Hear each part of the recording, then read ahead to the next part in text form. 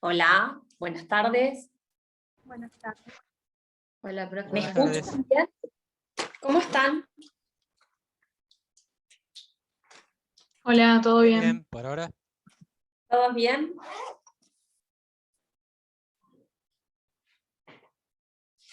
Bueno, arrancamos. Voy a tomar lista. ¿Sí?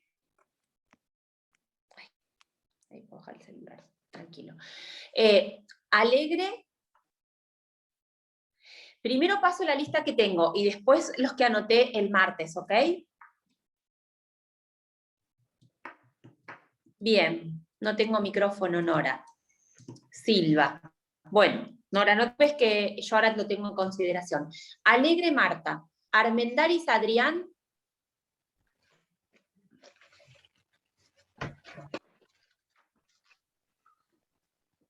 Benavides, Esteban. Presente. Benavides, perfecto. Bonoris, Agustina. Presente. Carrera. Casarino.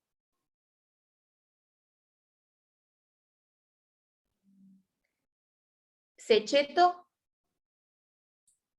Presente. Duarte. Presente. Echeverría. Presente, profesora. Faco.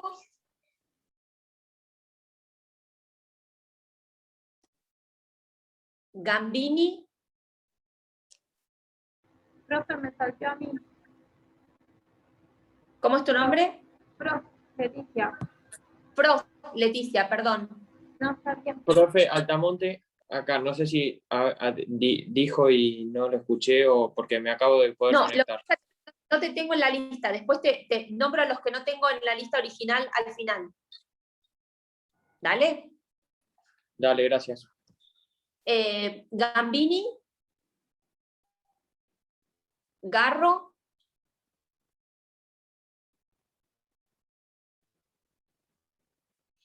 Gigena. Rafael. Presente. Acá. Gigena. González, Mónica. Ingracia, Ayelén. Kuch, Yamila. Perfecto, Kuch. Lazarte. Matera de Vicenzo. Acá, presente. Perfecto. Morales. Presente. Moritán. Presente. Martiarena.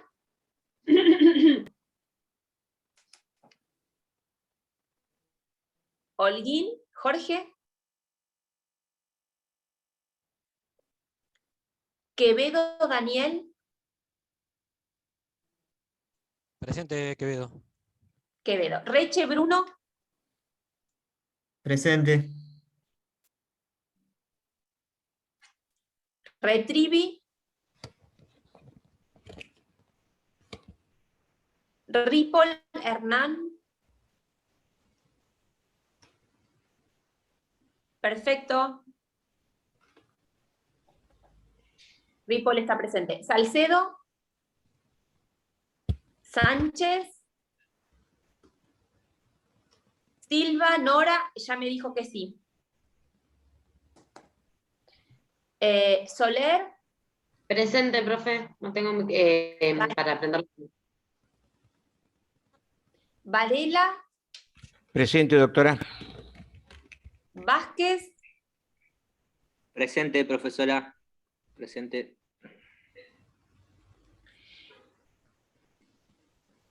Y ahora digo, Altamonte Cid, que ya te vi. Bien, acá. Pinedo Josefina. Presente, profe. Perfecto. Díaz. Presente. Díaz. Espada. o Espadia, no sé si lo copié bien, Manuel. Padari, presente. Espadari, no sé por qué puse eso, perdón.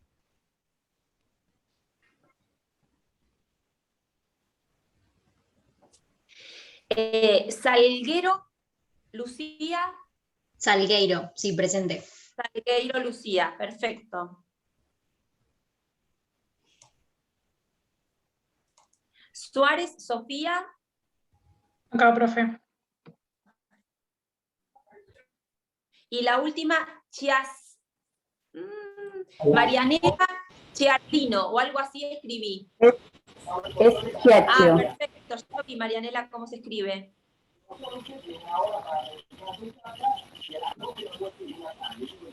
Ok, estamos, ¿está bien? ¿Nombré a todos? Yo recién entro, profe. Jorge Holguín. Sí. Listo, Holguín. Yo también recién entro. Alegre, perfecto. Yo también, Sánchez Emanuel. Sánchez. Perfecto. ¿Más? Ahí escucho otro de otra raza. Que también está en clase, muy bien. Bueno, vamos a arrancar. La clase, ayer el martes, estuvimos hablando a efectos de terminar la bolilla 5 sobre rebeldía. De todas maneras, vamos a hacer un repaso, más que nada para culminar con el tema, y ya después arrancamos con resoluciones judiciales, si les parece bien. La clase pasada vimos los casos en los cuales corresponde la declaración de rebeldía. ¿Se acuerdan que dijimos que la declaración de rebeldía requería como condición que ocurriese dentro del proceso 3 circunstancias puntuales? La primera es que la parte sea conocida con domicilio conocido, es decir, tenemos que tener una parte a quien sabemos, conocemos su nombre y apellido y además conocemos el domicilio. O sea, parte conocida con domicilio conocido.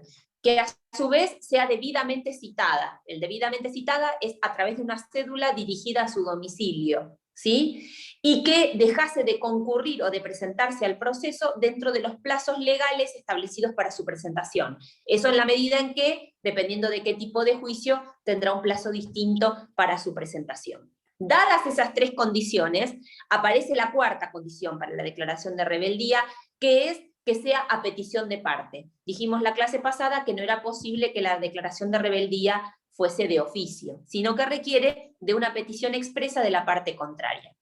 También dijimos que la rebeldía iba a producir dentro del proceso determinados efectos. ¿Cuáles eran esos efectos? Con relación a las notificaciones, ¿sí? ¿Se acuerdan que dijimos que al rebelde se le va a notificar a su domicilio real la declaración de rebeldía y la sentencia definitiva? El resto de las notificaciones, por imperio del artículo 41 del CPC, van a quedar notificadas por Ministerio de la Ley, porque justamente no tenemos domicilio fijado, no tenemos domicilio procesal, ni en este caso tampoco tenemos domicilio electrónico, ¿sí? Entonces, en esas circunstancias, el demandado, quedará notificado de todas las resoluciones, a excepción de estas 2 que acabamos de decir, notificado por Ministerio de la Ley o en los estrados del juzgado, lo que significa que van a resultar notificadas los días martes y viernes o el siguiente día hábil de resultar alguno de ellos feriado. ¿Estamos? Bueno, entonces, esos son los requisitos, son los efectos que van a ocurrir en el proceso a partir de la notificación de la rebeldía. También dijimos que la rebeldía podía producir efectos con relación a la posibilidad del dictado de medidas cautelares, ¿sí? Dijimos que por imperio del artículo 212 del Código de Procedimientos, en la medida en que tengamos a una persona declarada en rebeldía, es viable, o el artículo 212 habla de la posibilidad de trabar un embargo preventivo. Habla del embargo preventivo porque se refiere justamente a, está, digamos, legislado en el Código, el artículo 212, cuando trata la medida cautelar de embargo. Eso no significa que sea la única que podemos pedir. Si bien habla del embargo el 212, podríamos solicitar otra medida cautelar que no fuese el embargo. Lo que nos habilita la declaración de rebeldía es a justamente pedir medidas cautelares. Y entre otras cuestiones, como vimos la clase pasada, es porque la verosimilitud en el derecho, digamos que es uno de los presupuestos para el dictado de las medidas cautelares, queda de alguna manera configurada por el silencio operado frente a la demanda. Ustedes tengan en cuenta que en la medida en que la parte no se presenta, no contrarresta, digamos, lo expuesto por el actor en su demanda. Entonces, de alguna manera aparece ahí la verosimilitud en el derecho en la medida en que no tiene, digamos, no están negados los hechos invocados. Y por otro lado, dijimos, el peligro en la demora, que es el segundo presupuesto de la medida cautelar, aparece también frente a la negativa de presentarse al proceso, porque es fácilmente interpretable que aquella persona que no pretende ejercer sus derechos, es decir, que no pretende someterse y ejercer su defensa y no pretende someterse digamos, al tramitar un proceso judicial, menos va a tener intención de hacerlo frente al dictado de una sentencia que le resulte contraria. ¿Sí? Entonces vemos cómo de ocurrir esta rebeldía aparecen de alguna manera acreditados los presupuestos de las medidas cautelares, y eso nos habilitaría a pedir una medida que consideremos oportuna de acuerdo al tipo de proceso. ¿Sí? Obviamente, la medida cautelar, como cualquier otra medida, va a tener que tener la contracautela correspondiente, es decir, se van a tener que, digamos, contracautelar aquellos para responder por aquellos daños que pudieran ocasionarse para el caso de que la medida hubiese sido pedida sin derecho. Y la contracautela la va a fijar el magistrado de acuerdo a cuál sea la medida cautelar que ustedes están solicitando. ¿Sí? Bueno, eso en cuanto a las medidas cautelares. Tengan en cuenta también que es probable que el proceso que se encuentra en rebeldía digamos, pueda ser abierto a prueba o pueda resultar que no sea necesario y entonces se produzca lo que es la declaración de puro derecho, ¿sí? O que el expediente pase a sentencia con las constancias que se encuentran agregadas. ¿Por qué decimos esto? Y porque volvemos a lo mismo. En la medida en que no hay hechos controvertidos, lo que puede ocurrir es que no sea necesario producir prueba. ¿Está? Eso no es una condición digamos que ocurre sí o sí. Quiero decir que no es que de la declaración de rebeldía necesariamente se declara la cuestión de puro derecho. No, podría ocurrir que aún con la declaración de rebeldía tengamos necesidad de producir prueba, ¿sí? Porque tengan en cuenta que el magistrado con relación a los hechos, sean o no negados, los podrá tener por reconocidos, no es un deber el tenerlos por reconocidos. Entonces, ¿qué es lo que va a ocurrir? Podría pasar que de determinadas circunstancias igual tengamos que producir prueba. Se me ocurre, por ejemplo, citar la cuestión de los daños. A veces no es solamente, quizás el juez pueda tener por ciertos los hechos tal cuales ustedes los han relatado, en la medida en que no tienen un contradictor, en la medida en que no han sido negados, pero con relación a los daños que ustedes dicen haber sufrido, esos daños requieran prueba, tal vez una pericia médica con relación al estado de salud, etcétera, ¿sí? Entonces, tengan en cuenta que no necesariamente la declaración de rebeldía importa la anulación de la etapa probatoria, no, habrá que estarse a las cuestiones que se están debatiendo en autos y analizar si efectivamente con las constancias que se encuentran en autos es suficiente para que el juez dicte sentencia, bueno, a favor de las pretensiones del actor, no que es el que está pidiendo la rebeldía.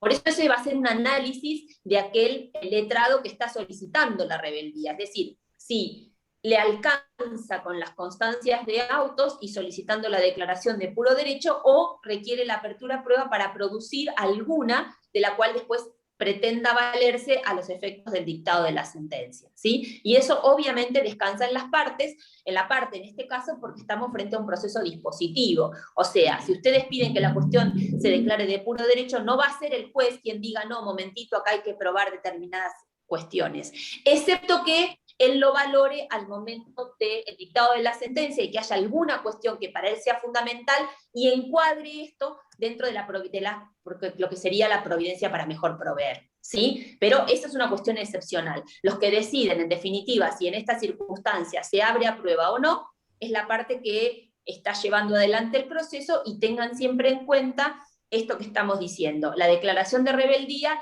no es que anula por completo la posibilidad de producir prueba o que declara la innecesariedad de producir prueba. Habrá que estarse a ver cuáles son las cuestiones debatidas y ver si es necesario o no, ¿sí?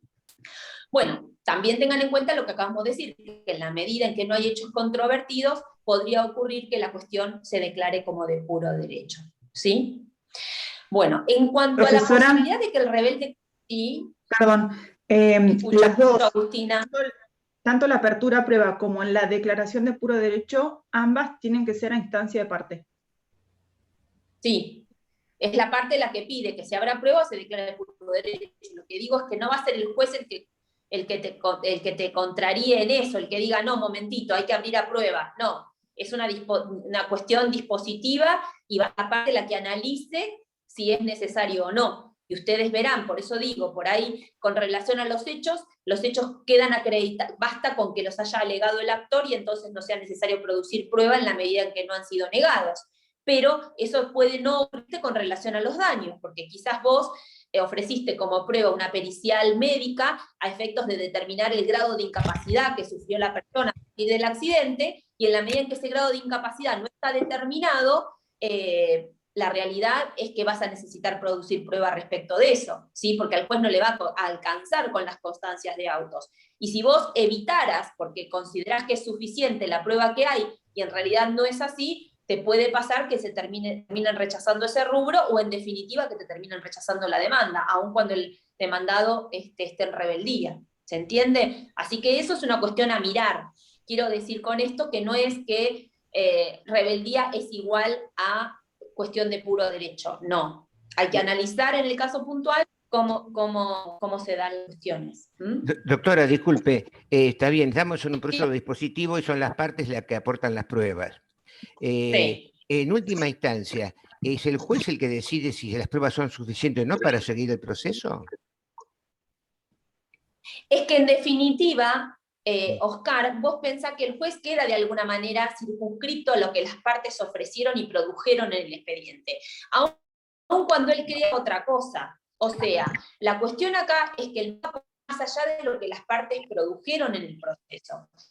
Digamos, la ampliación que podría tener el magistrado en una circunstancia así es la medida para mejor proveer. Pero ustedes van a ver, cuando vean medidas para mejor proveer, que tienen un límite, y el límite de la medida para mejor proveer es justamente no sustituir a las partes en la producción de prueba. Entonces, el límite que tiene el juez para pedir algo con relación a la prueba está dada por eso, porque no las puede sustituir, ¿sí? Una cosa es que el magistrado pregunte algo que quedó oscuro, o que no terminó de comprender, o que necesita una aclaración. Y otra cosa es que sustituya a las partes en la producción de prueba. Yo digo que el análisis le va a corresponder a la parte si es necesario o no abrir a prueba ese expediente en rebeldía, ¿sí? Si la discusión es de derecho, por ejemplo, yo demando a una compañía de seguros por una cobertura, ¿sí? La compañía de seguros un seguro, digamos, no un seguro de responsabilidad civil, sino un seguro de incendio, donde yo estoy demandando directamente a la compañía con la cual contraté, porque la compañía me rechazó la cobertura, y la compañía no me contesta la demanda. Lo más probable es que si lo único que estoy discutiendo es cobertura sí, cobertura no, la cuestión tramite como de puro derecho. ¿Se entiende? Porque lo único que va a decir el juez es si corresponde o no corresponde que me paguen el seguro de incendio. Ahora, si lo que yo voy a introducir son los daños, quizás los daños sí necesiten prueba. ¿Me comprendés? ¿Por qué? Y porque el estado del inmueble, cómo quedó el inmueble, quizás ofreció una pericia arquitectónica.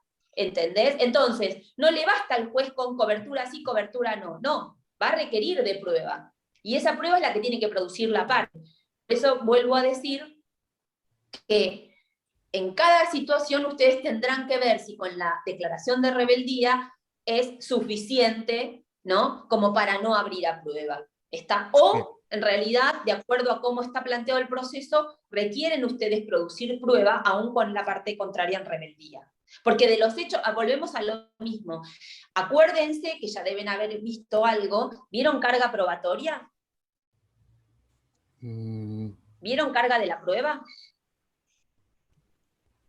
Todavía Lo no vimos entró. muy general en elementos. Muy generalmente en elementos. Bien, como principio básico decimos que las cargas de la prueba, digamos, ¿quién carga con la prueba de los hechos afirmados o de los hechos constitutivos del proceso? ¿Quién los alega? ¿Quién? ¿Quién los alega? Claro, en este caso el actor, que es el que está alegando, ¿se entiende? Entonces, como principio general siempre decimos que los hechos constitutivos del proceso los prueba el actor y los impeditivos o extintivos el demandado, ¿sí? A grandes rasgos, después ustedes lo van a ver. Entonces, siendo hechos constitutivos los que estoy alegando, tal vez, como acabo de decir, no me basta con con que el otro no haya negado, ¿sí? Porque esos hechos requieren prueba, ¿se entendió? Por eso, pero me importa mucho que lo tengan presente porque muchas veces uno piensa que frente a la declaración de rebeldía ya está, ya gané el juicio, y eso a veces no es así. Bien. ¿Está? Bueno. En cuanto a la posibilidad de que el demandado se presente con posterioridad, ustedes tengan presente que la rebeldía es una circunstancia procesal que ocurre ante la no presentación al expediente, lo que podría revertirse en cualquier circunstancia. ¿Por qué? Porque el demandado puede comparecer. No es que una vez que está declarado en rebeldía no puede comparecer más, no. Podría comparecer a lo largo del proceso con la salvedad de que encontrándonos frente al principio de preclusión, él va a tener que tomar el expediente en el estado en el que se encuentre, ¿sí? O sea, lo que no va a poder pretender es que se retrotraigan a circunstancias anteriores, pero puede presentarse en el proceso y hacer cesar la rebeldía. A partir de su presentación, cambia el sistema de notificaciones. ¿Por qué? Y porque entonces a partir de eso van a poder notificársele al domicilio procesal o al real, dependiendo de qué notificación se trate. ¿Sí? ¿Y qué pasa en cuanto a las medidas cautelares? Y las medidas cautelares, lo que dispone el código es que continuarán efectivizadas, o sea, que continuarán con su trámite, o si han sido dictadas y trabadas, continuarán trabadas, a menos que el demandado establezca o determine que la imposibilidad digamos, que alegue una imposibilidad de presentación, es decir, que manifieste cuáles fueron las razones por las cuales no pudo vencer la circunstancia esta de no presentarse en el proceso. De alguna manera tiene que acreditar que no fue responsable porque ocurrió alguna circunstancia por la cual efectivamente no pudo comparecer, y entonces el magistrado evaluará si corresponde o no el levantamiento de las cautelares. Pero como principio general, las cautelares continúan, ¿sí? Continúan establecidas, aun cuando hubiese comparecido el demandado con posterioridad. Entonces, puede comparecer, pero debe tomar el proceso en el estado en el que se encuentre. ¿Está? Tengan en cuenta que si se trata, por ejemplo, de un proceso ordinario y comparece antes de que se produzca el ofrecimiento de prueba, por ejemplo, podría ofrecer prueba. ¿Sí? No documental, porque va con el escrito constitutivo, pero sí el resto de los medios probatorios que tiene a su alcance. Lo mismo si comparece durante el periodo de prueba, puede incluso digamos, presentar alegatos si fuera viable, o sea, se trata de un proceso de conocimiento ordinario, y podría también apelar la sentencia, ¿sí? Digo, las cuestiones que puede, de ahí, desde cuando se presenta para adelante, lo puede hacer. Lo que no puede pretender es retrotraer, ir para atrás, digamos, retrotraer los plazos y pretender realizar actos procesales por los cuales quedaron extinguidos como consecuencia de la preclusión. ¿Sí? Bueno, en cuanto a las costas de la rebeldía, obviamente en la sentencia va a cargarla con las costas aquel que resultó perdioso en el proceso, y en este caso seguramente sea también el rebelde.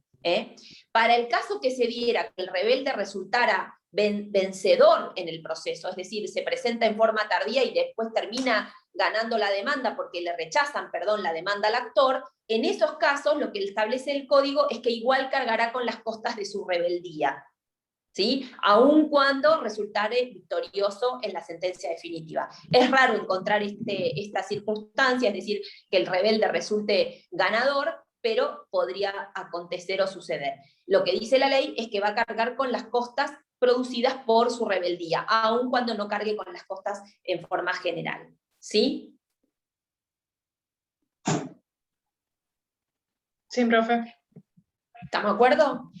Bueno, creo que no me queda nada más de rebeldía, excepto que ustedes me quieran preguntar algo. Una sola ¿Nos cosa. pasamos de bolilla? ¿Estamos con esta bolilla? ¿Pasamos a otra? ¿Puedo hacer una pregunta? Sí, Agustín. Dale. Independientemente de la notificación por Ministerio de la Ley de la sentencia, no, es en el domicilio, claro, en el domicilio real. ¿Podría, aún como declarado Claro, van rebelde, al apelar la resolución? Van al domicilio real, la Me que le notifican declaran la sentencia. rebeldía y la No. sentencia definitiva. Me notifico ahí de la sentencia definitiva y tengo la posibilidad de recurrirla, de presentarme, constituir domicilio y recurrirla, de apelarla. Aún en esa instancia. Sí. Bien. Aún en esa instancia. Si te enteraras de la sentencia, con la notificación de la sentencia, y en ese momento decidieras apelarla, te podrías presentar y apelarla. La cuestión está en que vas a estar limitada en tu apelación. ¿Por qué? Y porque no alegaste hechos. Entonces vas a estar circunscrita a lo que se produjo, se produjo en el expediente, en relación a la prueba y demás. Te vas a estar limitada a eso. Aunque si te presentaras en esa instancia, podrías, si se tratase de un juicio ordinario o sumario, producir prueba o introducir prueba por el 255. Todavía no lo vieron eso. Hay un artículo ahí, que es el artículo 255, que nos dice qué cosas se pueden hacer en Cámara cuando se apela a la sentencia definitiva de juicio ordinario o sumario. ¿Sí? Ese artículo prevé que aquella parte a la que le hubiesen rechazado prueba o que alegar un hecho nuevo pueda producir prueba respecto de eso. La primera opción no se te va a dar a vos. ¿Por qué? Porque no hay prueba rechazada, porque no te la habías ofrecido. Con lo cual eso casi que no lo podés hacer. Pero tal vez puedas alegar un hecho nuevo y producir prueba respecto de ese hecho. Es un caso excepcional, Agustina. Es difícil encontrar eso. Lo que sí a veces pasa o suele ocurrir es que el rebelde, que de alguna manera sea noticia de la existencia del expediente, plantee la nulidad de la notificación. ¿Sí? Que plantee, pero eso es otra circunstancia, es decir, se presenta y dice la notificación es nula por esto, por aquello, está, y entonces plantee retrotraer el proceso al momento de la notificación para poder ejercer su defensa. Pero esa es otra harina de otro costal, digamos, ¿sí? Pero suele ocurrir, eso sí, que se plantee la nulidad de esa notificación. ¿Está? ¿Sí? Bueno, ¿qué otra cosa quería decirles con relación a la rebeldía? Algo que se me ocurrió recién cuando me preguntó Agustina algo y se me volvió a ir. ¿Qué era? Bueno, no sé. Esto me quería decirles. Tengan en consideración que cuando hablamos de rebeldía, porque a veces eso presta alguna confusión, y quiero aclararlo, nunca en ningún caso al rebelde se le nombra al defensor oficial. Lo tienen claro eso, ¿no? ¿A quién se le nombra al defensor oficial? Al que se llama por edicto, No es digamos. conocido. Al no conocido.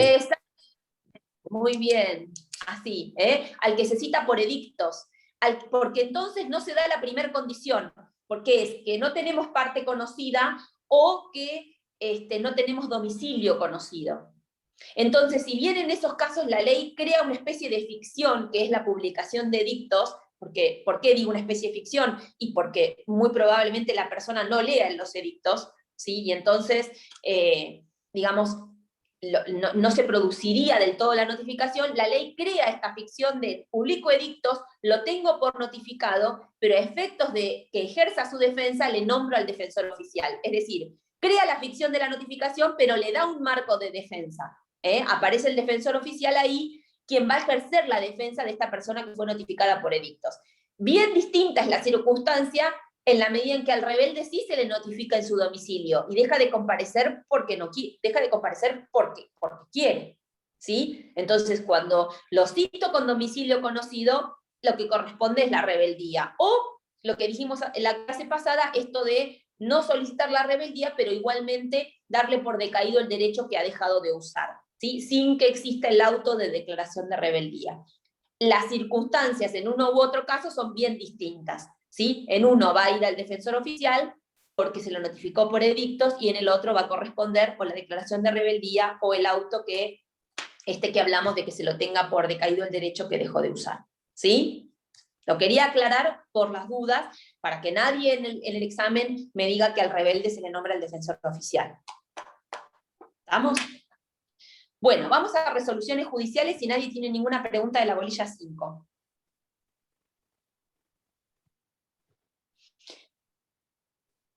En esta bolilla nosotros vamos a analizar las resoluciones judiciales, es decir, todas las resoluciones que emanan como actos procesales del órgano jurisdiccional. Y digo cualquiera de las que emanan del órgano jurisdiccional, porque vamos a ver que hay algunas resoluciones las cuales están permitidas, sean dictadas tanto por el secretario en el orden del Código de la Provincia de Buenos Aires, como por los auxiliares letrados en el orden del Código de Procedimiento de la Nación, ¿sí? Entonces, son todas aquellas resoluciones que van a emanar, sean del órgano jurisdiccional. ¿Y cuáles son las resoluciones? O sea, cuando hablamos de resoluciones, ¿a qué nos estamos refiriendo? Como dije yo recién, a aquellas declaraciones que emanan de un órgano jurisdiccional y que están destinadas a producir alguna consecuencia o alguna dirección con relación al proceso. ¿Está? Entonces, vamos a encontrar algunas que son ordenatorias del proceso, ¿sí? Y vamos a encontrar otras que son, digamos, que resuelven alguna circunstancia o algún hecho o alguna cuestión que las partes le plantean. Dentro de las resoluciones jurisdiccionales vamos a encontrar resoluciones de 4 tipos. Si bien hay una, que vamos a ver ahora al final, que toman una u otra de las anteriores. Es decir, vamos a encontrar providencias simples, sentencias interlocutorias, sentencias definitivas y sentencias homologatorias. Esas son las resoluciones judiciales que básicamente vamos a encontrar. Si bien la forma de las sentencias homologatorias vamos a ver que toman la de una providencia simple o la de una sentencia interlocutoria. Es decir, la sentencia homologatoria en sí no tiene autonomía en cuanto a su forma, sino que en cuanto a su forma va a tomar una u otra de las que acabamos de ver. ¿Está? Si bien la nombramos como dentro de la clasificación como una cuarta providencia, en realidad no tiene autonomía en cuanto a su forma. Entonces, durante el transcurso del proceso, nosotros vamos a ver que el órgano jurisdiccional va a pronunciarse teniendo en consideración alguna de estas 3 formas, sean providencias simples, sentencias interlocutorias o sentencias definitivas, y aparecen las homologatorias tomando alguna de estas formas que acabamos de enumerar. Bueno, a ver, la sentencia definitiva, nadie duda que dentro de los actos procesales es el acto procesal por medio del cual se culmina el proceso, es el acto procesal de culminación del proceso por excelencia, ¿sí? En definitiva, es el acto por medio del cual el juez decide si admite o no la pretensión deducida en el expediente, ¿sí? Y, en definitiva, funda en derecho esa decisión que está tomando. Bueno, arranquemos por las primeras, que son las providencias simples. Las providencias simples las van a encontrar reguladas en el artículo 160 del Código de Procedimiento,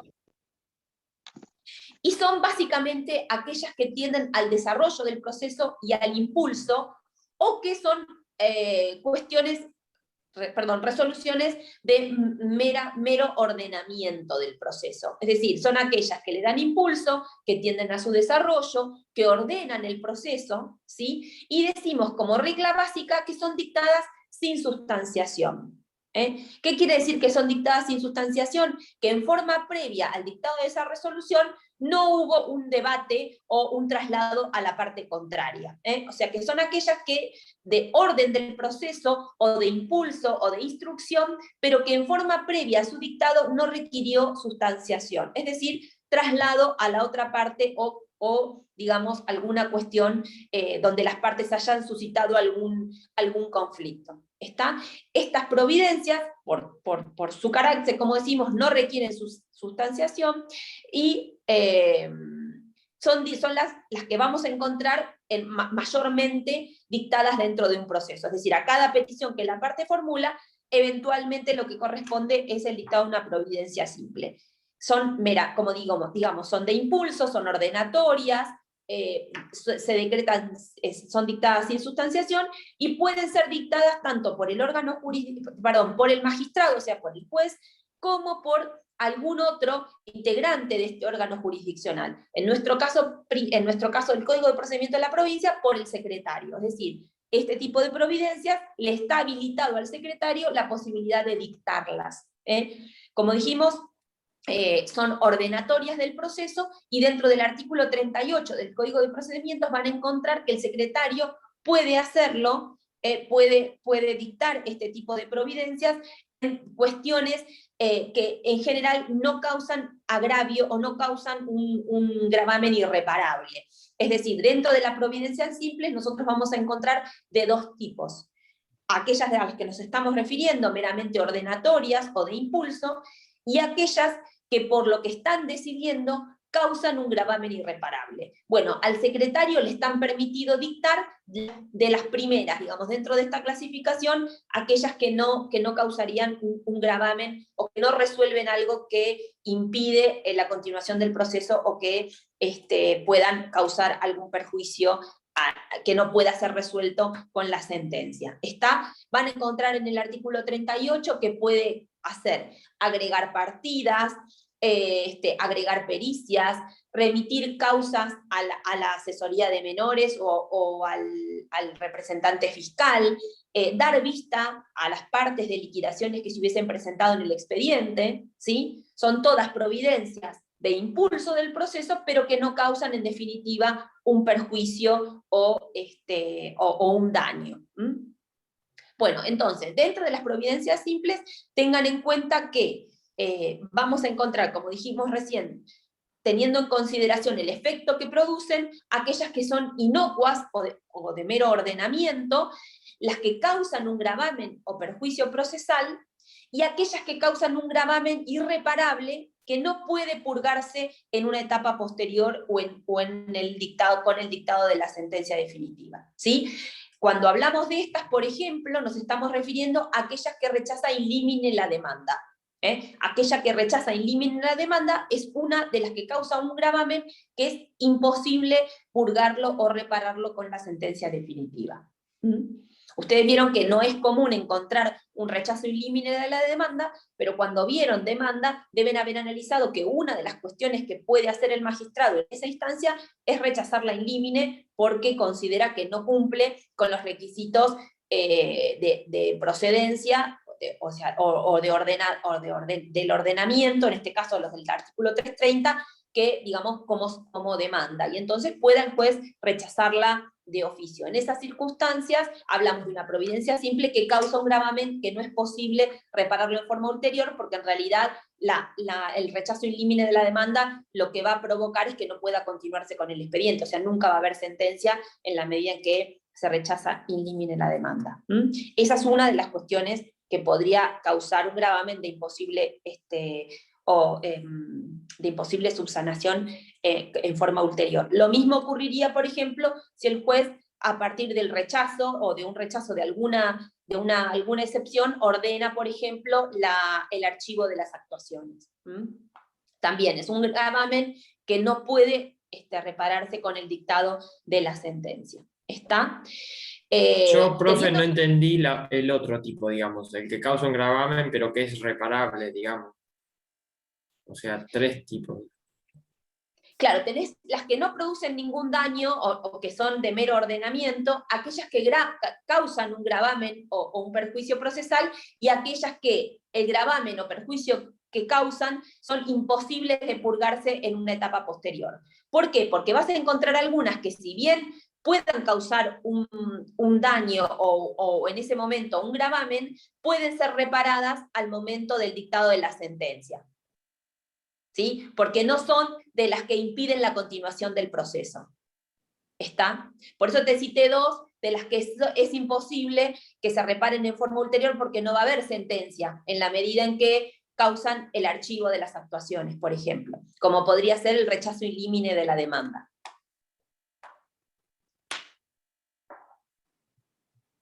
¿Sí? Bueno, el tema está en que de acuerdo...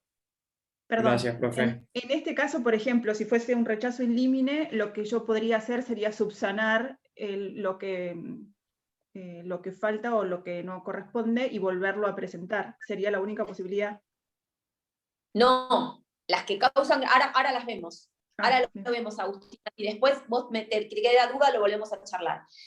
En base a esta clasificación que estamos hablando, ¿sí? Vamos a encontrar medidas que son insusceptibles de introducir ningún tipo de reparo o de recurso o de nada, que son las de mero trámite, ¿sí? Las que acabamos de decir, meramente impulsorias, como acabamos de citar, aquellas que ordenan el traslado de una liquidación, aquellas que ordenan una vista, aquellas que disponen agregar documento, un testimonio, o sea, son las que ordenan libramiento de una cédula o de una notificación, las que ordenan el libramiento de un oficio, ¿sí? Son medidas que no causan en principio gravamen alguno, son inocuas o de trámite del expediente. Esas resoluciones básicamente son irrecurribles, ¿sí?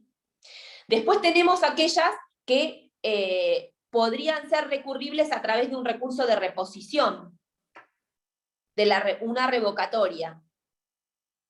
Estas providencias que pueden ser deducidas a través de una revocatoria son aquellas a las cuales le pido al magistrado que sea él quien modifica o quien cambia, digamos, esa resolución, ¿sí? La revocatoria está prevista para que sea el mismo magistrado el que deje sin efecto o modifique una resolución que él mismo dictó.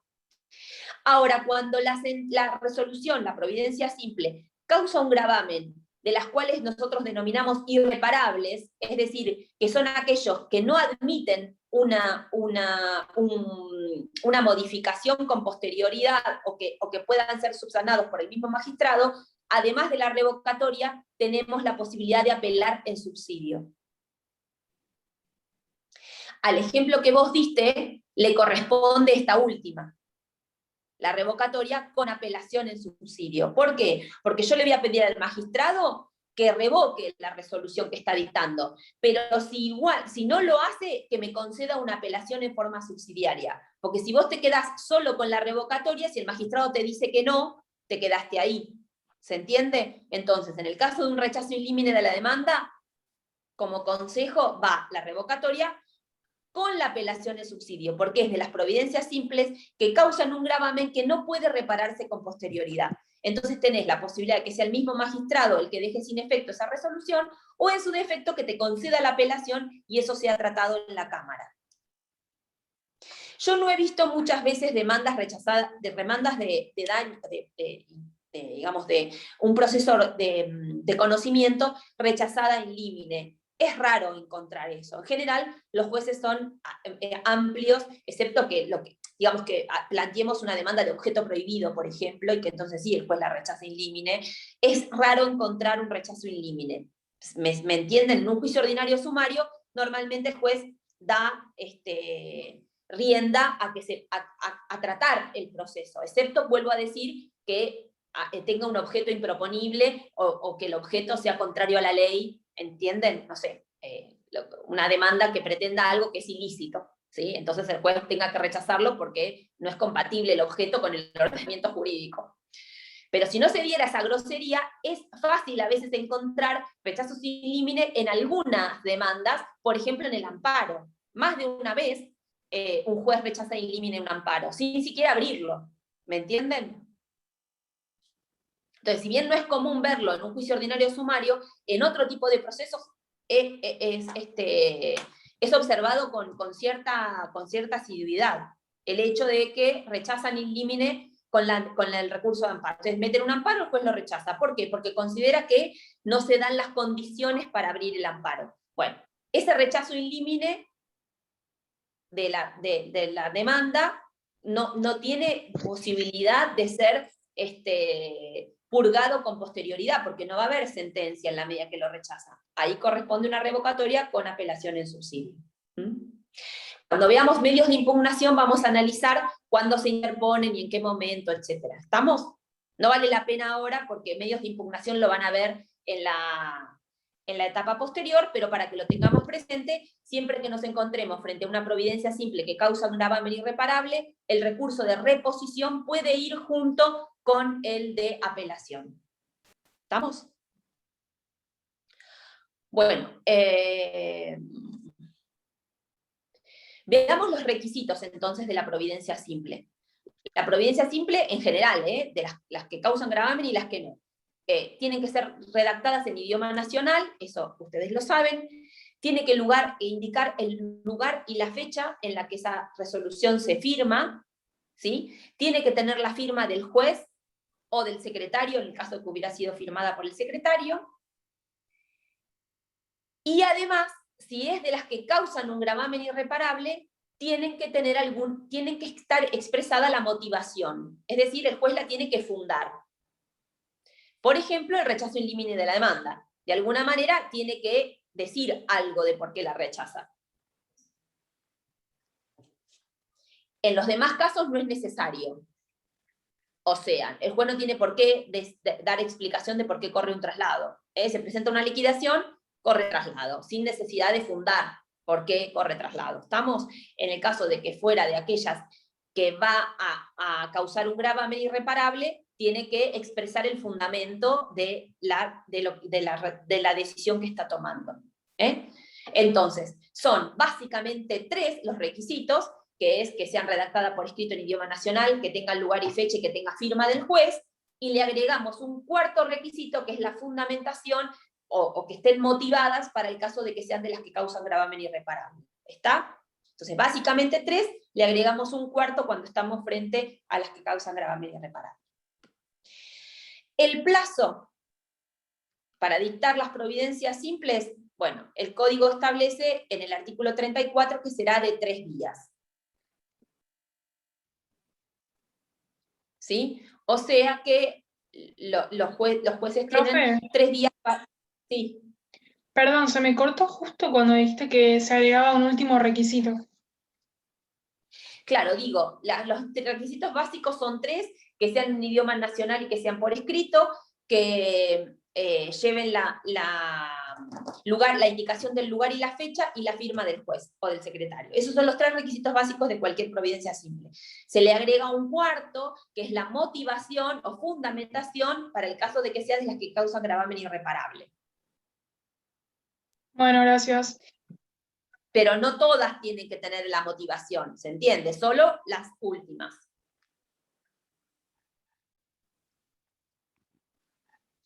¿Sí? Bueno, el plazo, dijimos, es de 3 días para el caso de un juez unipersonal. Tienen 3 días, digamos, para resolver las pretensiones que realicen las partes. ¿Sí? Si ustedes preguntan si estos plazos habitualmente se cumplen, y bueno, depende de las demoras que pueda tener el juzgado o el tribunal, hay veces que sí se cumplen y otras que no, digamos, y no hay una sanción establecida dentro de la ley para el caso de que el juez no cumpla con el dictado de las providencias dentro de los 3 días. De todas maneras, está establecido en los deberes del magistrado este cumplimiento de esta norma, ¿sí? Sí vamos a ver que hay sanción para los jueces para el caso de que no cumplan con el dictado de las sentencias definitivas. ¿Sí? Ahí sí hay, pero no está establecido, o por lo menos yo no conozco una consecuencia jurídica respecto de no cumplimiento del plazo de las providencias. Bueno, si no tienen dudas con relación a las providencias simples, pasamos a las interlocutorias. Bueno, ¿cuáles son las sentencias interlocutorias? Las contenidas en el artículo 161. ¿Sí? Entonces, son sentencias interlocutorias aquellas que resuelven cuestiones que sí requieren sustanciación, que son planteadas por las partes durante el transcurso del proceso. ¿Sí? Entonces, las interlocutorias son aquellas de las cuales se ha producido una controversia con anterioridad, por las cuales cada parte ha establecido o planteado su punto de vista, ¿está? Y el juez toma una decisión respecto de la cuestión planteada, pero sí requirió sustanciación para que haya una sentencia interlocutoria, ¿está? Entonces, las sentencias interlocutorias tienen como requisitos los mismos 3 que dijimos al principio de las providencias simples: el idioma nacional y que sean por escrito, el lugar y la fecha y la firma del juez. Pero acá se le agregan 3 requisitos más a las que nosotros dijimos recién. ¿Que cuáles son? Que se expresen los fundamentos de la decisión, que justamente aparezca la decisión, o sea, además de los fundamentos, cuál es la decisión que el magistrado digamos, trata o decide, de qué manera, y finalmente el pronunciamiento sobre costas. ¿Está? Entonces, a los 3 requisitos que enumeramos recién, le vamos a agregar los fundamentos, la decisión y las costas. En este caso tengan en cuenta que la sentencia interlocutoria, como dijimos recién, resuelve algún planteo de las partes, ¿sí? Y en definitiva es la que va, por eso es que va con costas. ¿Por qué? Porque motivó seguramente una discusión entre las partes. Y es el juez el que toma la decisión respecto de si hace lugar a la pretensión deducida por uno o a la otra. En ese caso, la sentencia interlocutoria, tengan en cuenta que hace nacer, digamos, algún derecho o alguna carga o alguna obligación, o le quita a alguna de las partes algún derecho, alguna carga o alguna obligación, dependiendo de cómo en definitiva se resuelva. ¿Sí?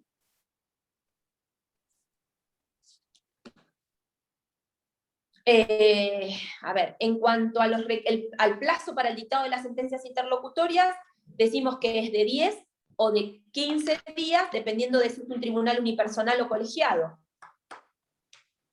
O sea que los jueces tienen entre 10 y 15 días para tomar o para dictar, o para llegar a estas resoluciones. 10 o 15 días se trate de tribunal unipersonal o colegiado. Tengan en cuenta también que estas sentencias interlocutorias, como dijimos recién, corresponde que el juez determine qué hace con las costas de esa sentencia, y para el caso de que no diga nada y que lo omita, las partes pueden interponer una aclaratoria con relación a las costas, o en su defecto, aun cuando no lo diga, cargará con las costas aquel que hubiese resultado perdioso en la contienda o en la cuestión planteada. Aquel que hubiera resultado perdedor, digamos, sigue la suerte de la cuestión genérica, de cómo se resuelve en forma genérica el asunto de las costas. ¿Está? Bueno, después tenemos las sentencias homologatorias. Dijimos, las sentencias homologatorias van a tomar una u otra forma. ¿Por qué? Porque el artículo 162 del Código, que ahora lo voy a buscar, dice que las sentencias que recayesen, en los supuestos de los artículos 305, 308 y 309, se dictarán de la forma establecida en los artículos 160, o sea, como providencia simple, o 161, según que respectivamente homologuen o no las cuestiones sobre las que se trata. En este caso, el desistimiento, la transacción o la conciliación. Entonces, las sentencias homologatorias son aquellas que se van a dictar en la medida en que las partes hayan acompañado al expediente algún desistimiento, alguna transacción o alguna conciliación. Y lo que hace la sentencia homologatoria es justamente poner fin al proceso homologando ese acuerdo, esa conciliación, esa transacción que las partes celebraron, ¿sí? En ese caso, en el caso de que homologa el acuerdo que las partes celebraron, la sentencia, digamos, la resolución judicial va a tomar las características de una providencia simple. Para el caso de que decida lo contrario, es decir, no tener por homologado o no homologar ni el desistimiento, ni la transacción, ni la conciliación, la forma que va a tomar esta resolución judicial es la de una sentencia interlocutoria, justamente porque en la medida en que el juez niega la homologación, va a tener que fundar, va a tener que expresar los fundamentos de por qué niega esta homologación. Ahí, bueno, para negar la homologación, ustedes saben que el juez va a tener que ver, tanto en el desistimiento como en la conciliación, en la transacción, lo que vemos cuando se deciden estas cuestiones, es decir, si está comprometido el orden público, si es un derecho disponible para la parte que lo está formulando, etc. Entonces, como va a negar esa homologación, va a tener que hacer ese análisis, y ese análisis va a tener que estar volcado en la sentencia en la cual decide esta homologación o esta no homologación. ¿Sí? Tengan en cuenta que la homologación, lo que produce en el proceso, lo hablamos ya, esto me parece, no sé por qué lo hablamos, pero tengo presente que hemos conversado sobre esto, lo que va a producir en el proceso es alivianar, porque lo hablamos cuando hablamos de allanamiento, digamos, dejar sin efecto la tramitación en sí del proceso, es decir, toda la parte de conocimiento queda de alguna manera ya decidida a partir de la homologación, y crea para la parte digamos que para la cual se le reconoce un derecho, se convierte esa sentencia en título ejecutivo. O sea, una vez dictada la homologación y notificada la homologación, una vez que queda firme esa homologación, se trasluce, digamos, o se traduce en un título ejecutivo. La parte va a poder directamente ejecutar esa sentencia en la cual se homologó una transacción o una conciliación o un desistimiento. Bueno, ¿qué más me queda por decirles? Me parece que nada más. Yo no entendí muy bien el de la interlocutoria, o sea, la función, digamos. Porque, por ejemplo... No, nada, que no entendí muy bien. Vos decís el objeto, ¿cuándo hay una sentencia interlocutoria? Claro. Hay una sentencia interlocutoria cuando el juez toma una decisión respecto de alguna cuestión que fue controvertida por las partes. Es decir, si yo como abogada le pido al juez que me libre una nueva cédula al domicilio de un tercero, de un codemandado, porque la cédula anterior vino mal y denuncio un nuevo domicilio, esa es una providencia simple. ¿Se entiende por qué? Y porque estoy pidiendo un acto de mero trámite. ¿Está?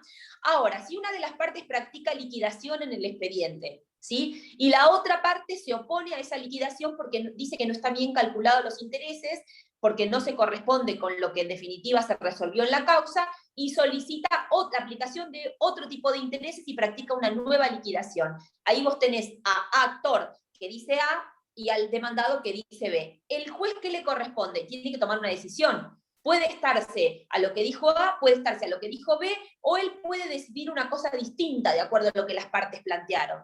¿Estamos? Bueno, eso es una interlocutoria.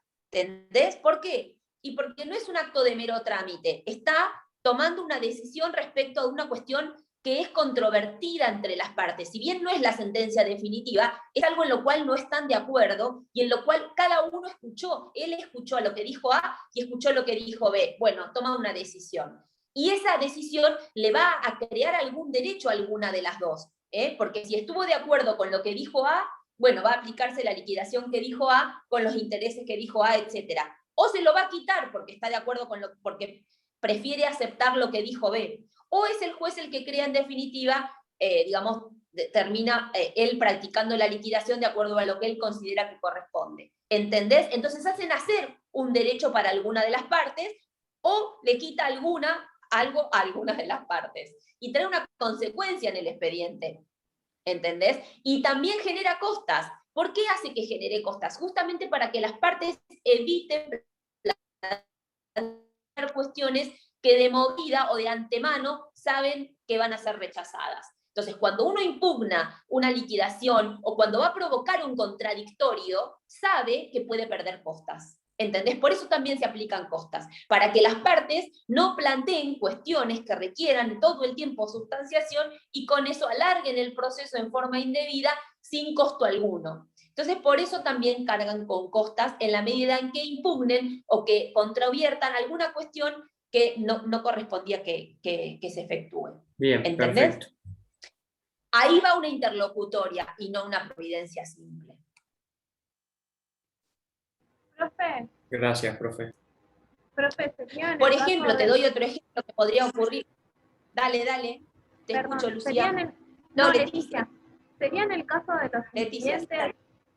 Los incidentes siempre se resuelven con una interlocutoria.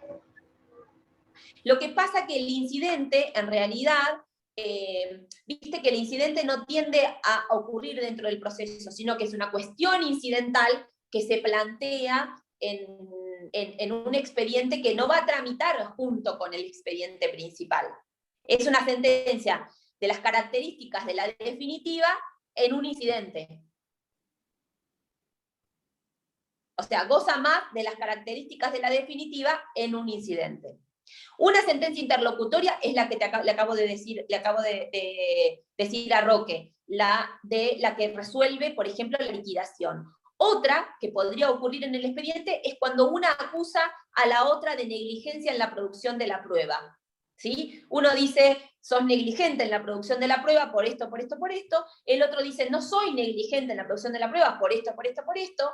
Y el juez resuelve. Esa resolución que dicta es interlocutoria, porque escuchó a ambas partes y resuelve una cuestión atinente al proceso que está tramitándose.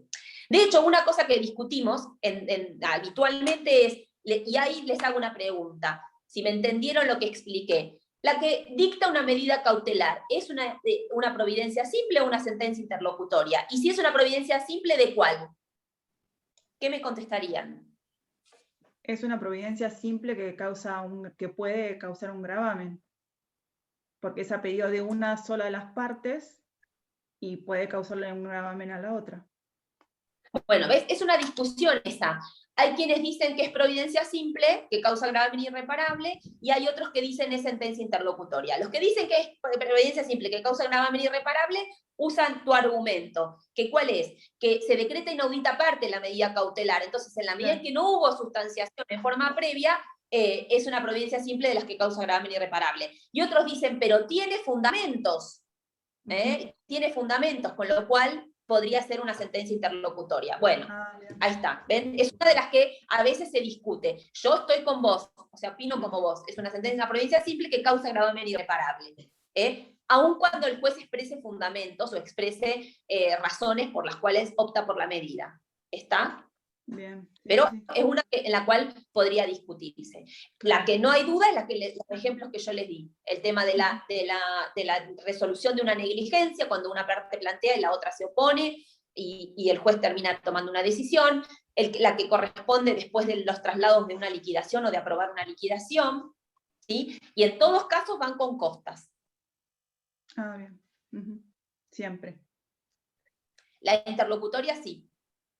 Por lo que yo decía, para evitar que las partes todo el tiempo planteen cosas que saben de antemano, como por ejemplo podría ser en una liquidación, que yo ya sé de antemano que el juez no me va a hacer lugar a lo que estoy planteando cuando contesto ese traslado de la liquidación, e igual lo planteo.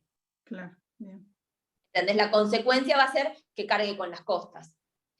O cuando la diferencia es muy mínima, por ejemplo, la liquidación, yo creo, no haría, si son 200 pesos, generar un ida y vuelta y que me genere costas, quizás es más fácil si vos estás segura la tenés que impugnar. Lo que digo es, no lo haces sin pensarlo. Lo mismo la negligencia o cualquier otra cosa que vayas a contrarrestar. Obviamente uno lo tiene que contrarrestar en la medida en que se, considere que tiene razón en el derecho. Después lo puede perder o ganar igual, porque después puede tener exacto. Pero de antemano vos ya sabés que vas a cargar con costas. Es decir, cuando vos haces una cuestión así, sabés que le decís a tu cliente, mirá que si pierdo voy a perder con costas. ¿Entendés? Lo mismo te pasa cuando planteas una excepción. Claro, la excepción, en definitiva, yo interpongo una falta de personería. El juez resuelve eso, va con costas. Entonces, antes de plantearla, tengo que saber que estoy planteando, porque por plantearla solo para demorar en el tiempo, lo único que hago es, sí, demorar en el tiempo, pero también le genero un costo a mi cliente extra. Y me va a decir, ¿y acá por qué tengo que pagar estos honorarios aparte de los que tengo que pagar en la sentencia? Claro, porque y la oposición de prueba también. ¿Cómo? Cuando yo me opongo a la prueba de la otra parte, ¿también genera costas la resolución? La oposición, decís vos. La oposición a prueba, por ejemplo, qué sé yo, ofrece 2 peritos y los dos tienen que contestar sobre la misma cosa. Los mismos puntos de pericia, entonces yo me voy a poner a uno de los dos. Bueno, en ese caso podría pasar que no. Ah, bien. Que no te genere, porque en realidad el traslado es para que vos ofrezcas pruebas o puntos de pericia en relación a las pruebas, y lo más probable es que el juez tome decisión sin imponer costas. Ok. De la cuestión de que vos te opongas a algún punto de pericia porque considerás que es por ejemplo, superfluo, o porque no es un hecho contradictorio. Podría pasar que el juez te diga, admita los puntos, o te haga lugar y sin costas, si la otra parte mantiene el punto. Bien. Bueno, nos queda entonces conversar un poco sobre la sentencia definitiva.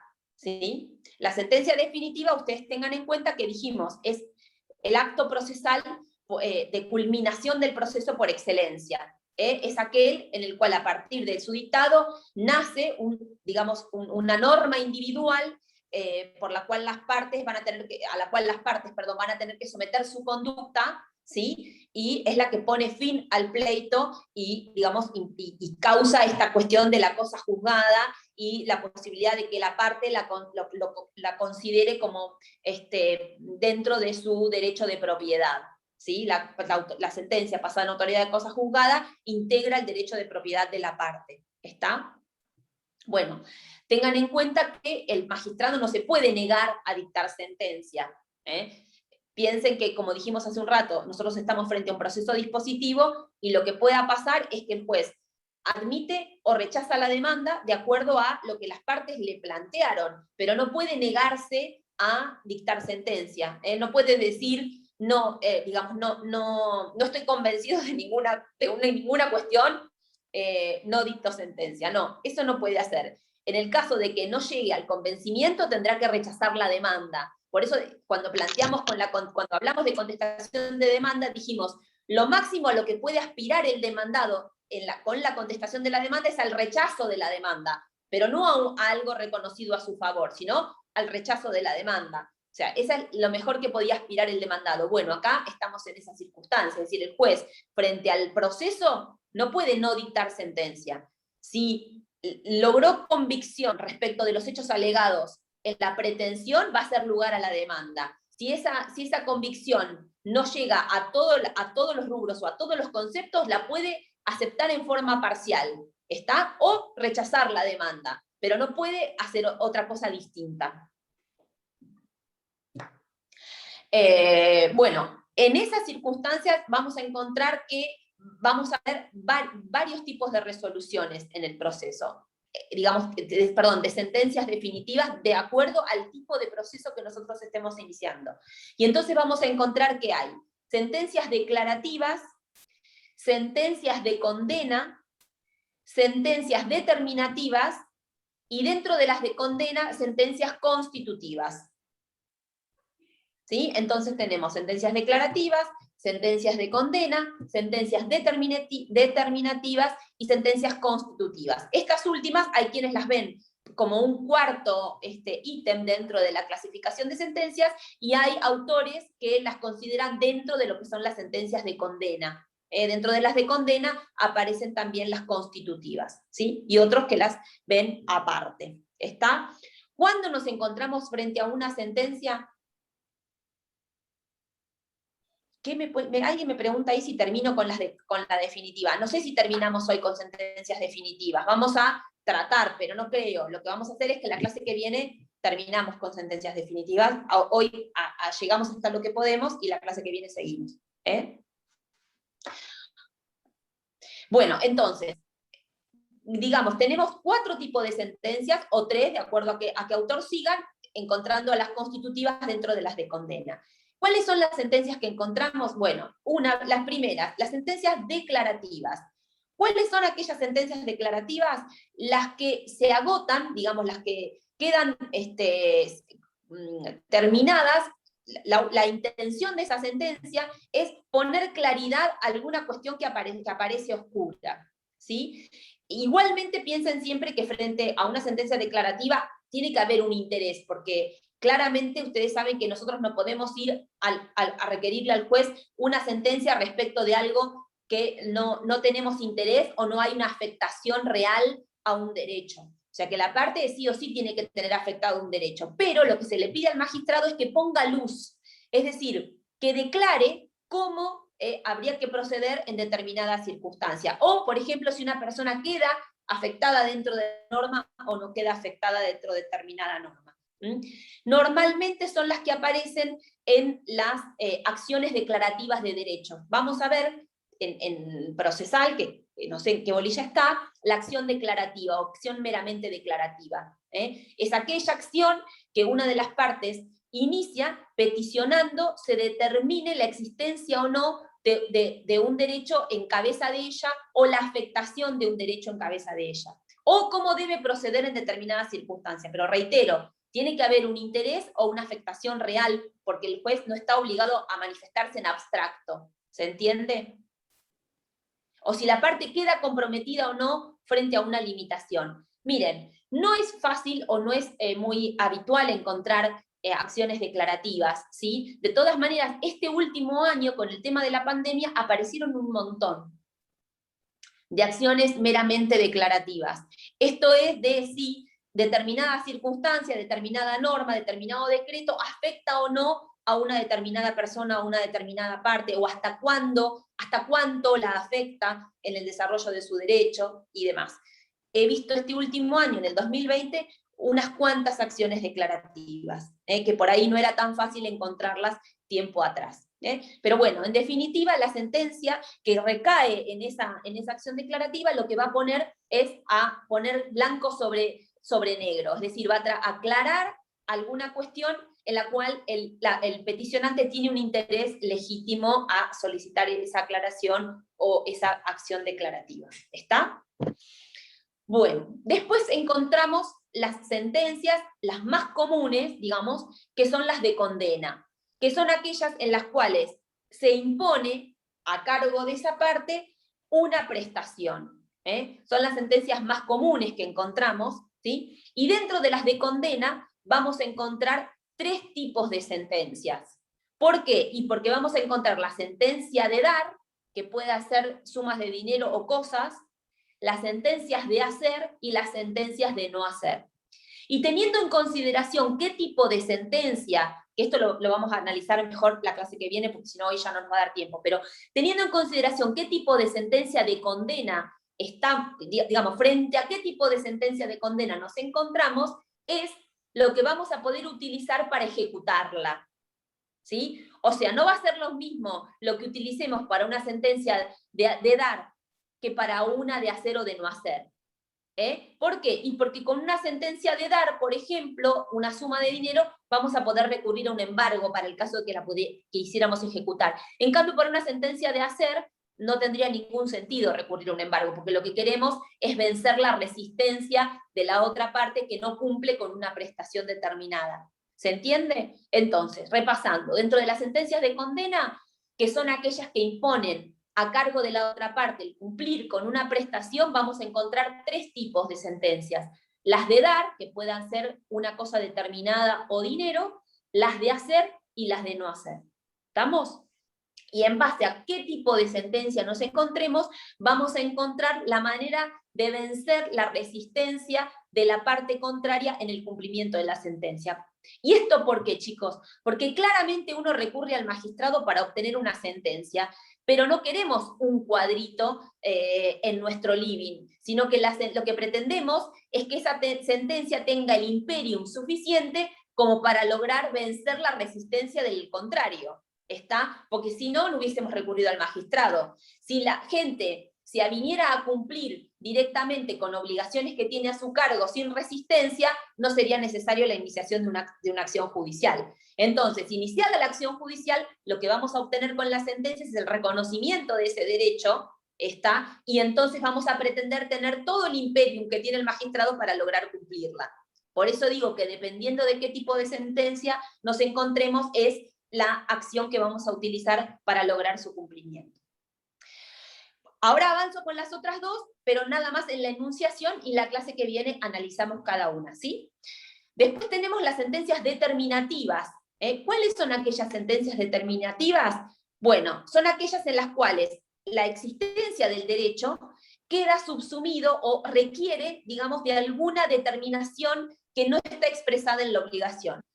El ejemplo clásico de la sentencia determinativa es, por ejemplo, aquella que fija el plazo para el cumplimiento de la obligación. Cuando se trata de una obligación que no tiene plazo establecido, la que establece la fijación del plazo, la que establece el cumplimiento de la condición para poder ser ejercido, ¿sí? Son sentencias determinativas.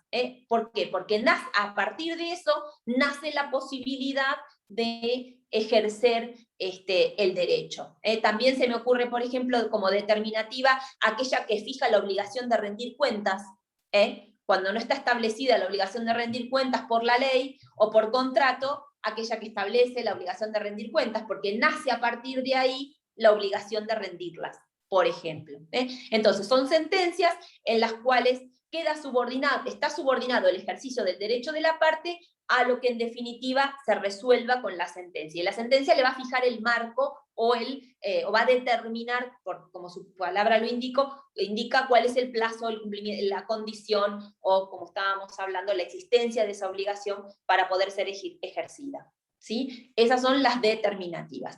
Y finalmente nos quedan las constitutivas, que ¿cuáles son las sentencias constitutivas? Aquellas que hacen nacer una nueva circunstancia, es decir, son las que determinan la existencia de una nueva condición o de una nueva calidad de la persona que se presenta. El ejemplo típico de la constitutiva es, por ejemplo, el divorcio, la que pide la sentencia de divorcio, la de nulidad de matrimonio, ¿sí? La de adopción. ¿Por qué? Porque a partir del dictado de la sentencia nace una nueva condición o un nuevo estado jurídico. La que declara la nulidad del contrato también es una constitutiva, la que declara, por ejemplo, la rescisión del contrato o el cumplimiento del contrato, ¿sí?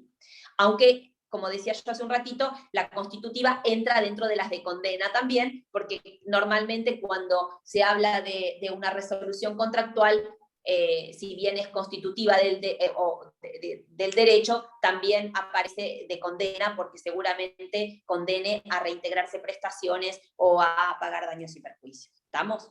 Por eso hay muchos autores que las meten dentro de las de condena. ¿Sí? Pero bueno, la constitutiva, a los efectos, para que ustedes la tengan claramente establecida, aquella que se dicta en la nulidad de matrimonio, en la de divorcio, en una adopción, porque a partir del dictado de la sentencia, esa parte va a tener una nueva condición jurídica.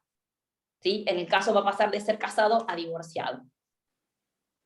¿Estamos?